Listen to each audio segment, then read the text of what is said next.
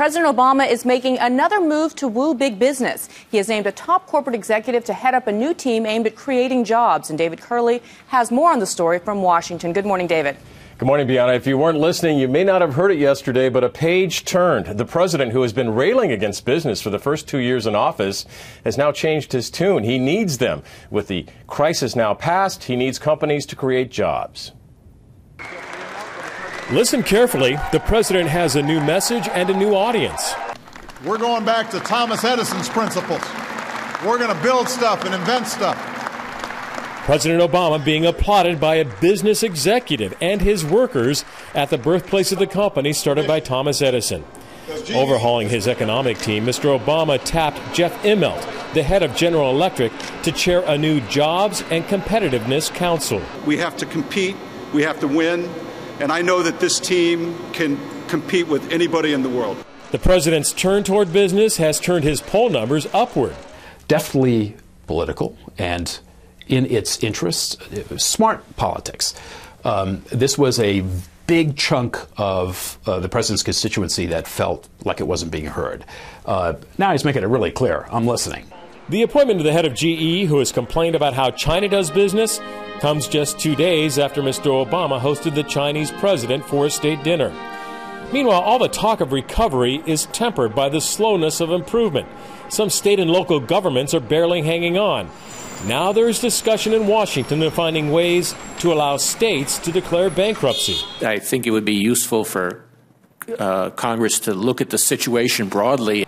There is no way to do that today, but if Congress does make a change, that might allow states to walk away from obligations to pay pensions of former workers. But even the former treasurer of Illinois, one of the country's struggling governments, says that would only allow leaders to avoid tough decisions. I think the idea of allowing bankruptcy perhaps would allow states to go back on that promise of a pension. I don't think it's a good option or a good idea at all. How important is the economy and jobs? Well, the president used his weekly address this morning to talk about it. He'll talk about it in the State of the Union on Tuesday. He basically said we can outcompete the competition if we get access to foreign markets. And by the way, Bianna, Jeff Immelt, the head of the CEO of General Electric, is not giving up that job. He's going to serve both the president on this council, and he'll continue to lobby for opening up markets as well as head of GE. Bianna? Interesting. All right, David. Thank you. And joining me now from Washington is the Wall Street Journal's chief economics correspondent, John Hilsenrath. Good morning. Good to see you, John. This was quite a momentous week for the president, specifically with regards to his relationship with the business community. I mean, just a few months ago, it would have been hard to imagine the CEOs of J.P. Morgan and Goldman Sachs attending a state dinner. How much of this coincides with the Chinese president's visit to the U.S.? Well, you know, I think there's a couple of things going on here. One is the president's discovering that it's good politics. His approval ratings are rising as he's moving towards a more centrist approach. But the other thing is I think we have to think about where the economy is. We have woken up from a recession and moved into an extremely competitive world. You know, it's not just China. It's also India, Brazil, Russia. These are economies that are growing very fast. And, you know, you're seeing a president and you're seeing Washington focus on the fact that the United States has to get its act together if it's going to get its economy growing like some of these other places.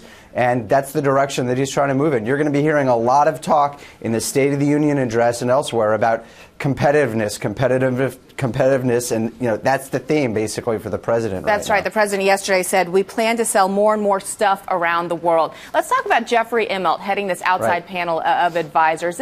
Why Jeffrey? This is the same CEO who was very critical and outspoken of this administration just last year.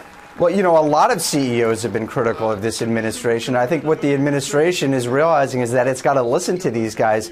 Immelt was on the board of outside advisors that Paul Volcker ran before Immelt.